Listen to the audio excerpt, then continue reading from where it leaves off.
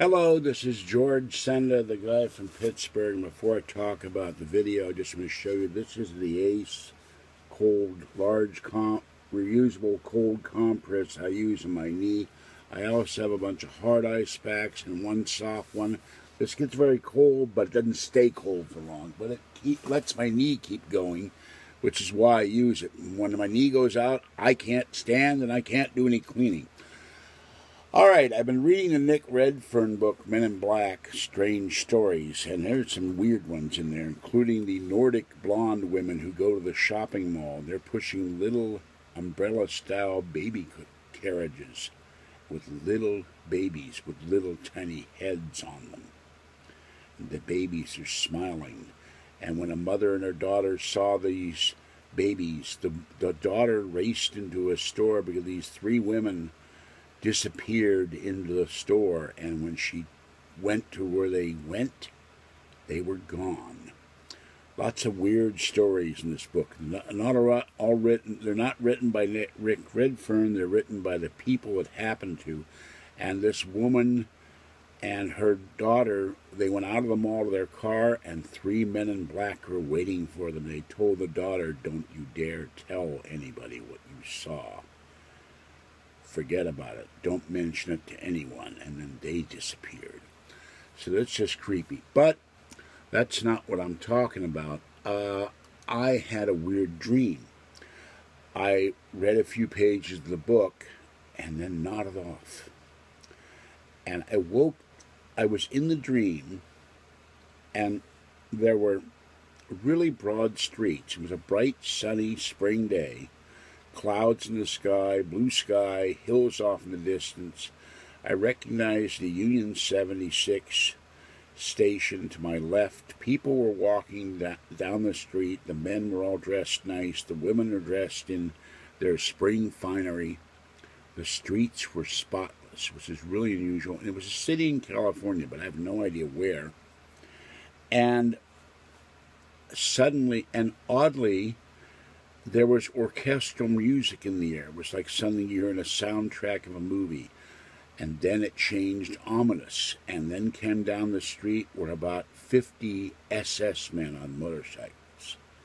And they were chanting as if they were marching in cadence. And then a bus came, brand new bus. And there were SS men in that bus and an SS officer standing straight. He saw me, got out of the bus. About 20 troops came over and he said, "You, stop!" I stopped. He said, "What is that?" I said, "It's my Giant's umbrella. I couldn't find my cane." "Open it, please," he demanded. I opened it, showed him the umbrella, that I've had it for years. He nodded his head, got back on the bus took off. So I said, "This is very odd. Nazi troops in America?"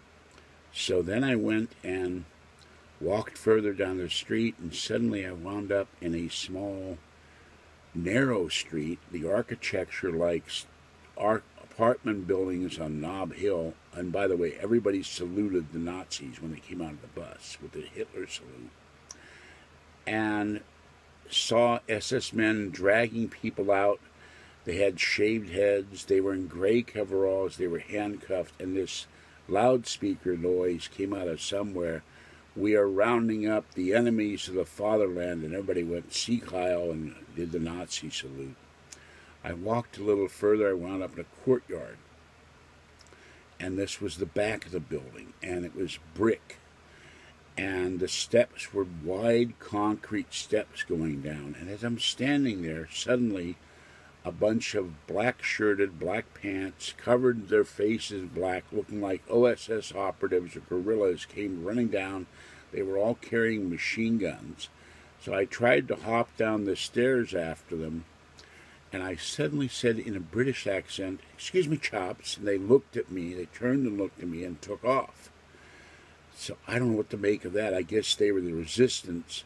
And I looked down on the ground. There was a shiny new penny. I said, "Oh, I'll take this home as proof that I'm in this alternate reality." I picked it up, and instead of the wheat symbol or whatever's on a regular penny, it had German writing, and it was copper. It was brand new.